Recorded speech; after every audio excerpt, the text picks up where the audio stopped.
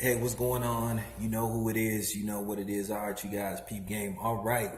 Wu-Tang member, you guys seems to have either a book coming out or a book out in stores where he basically talked about his experience with the Wu-Tang, and he says basically that the RZA pretty much ruined Wu-Tang where it is now.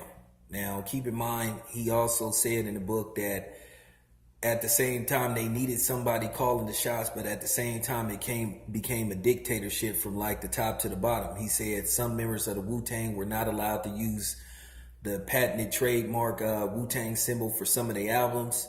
And he basically said that a lot of them didn't see the type of money they should have saw, based off the fact that they had a string of gold and platinum albums as Wu-Tang and solo artists. So the Wu-Tang was one of the most successful groups in the history of rap.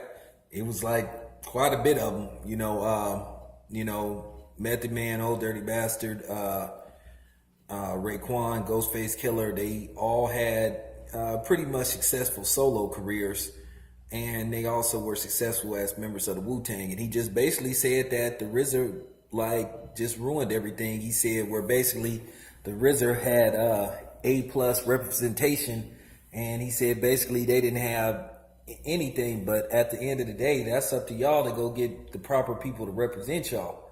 Now, keep in mind when Old Dirty Bastard wanted to leave Wu-Tang to go to Rockefeller, he did have to have a meeting with Damon Dash and the RZA. And eventually, the RZA decided to let Old Dirty Bastard go, but before Old Dirty Bastard could start on his, Rockefeller debut, Rockefeller split up, and not to mention the Old Dirty Bastard ended up passing away. But it's a very interesting interview, so you guys can go check it out, man. Anyway, I'm out.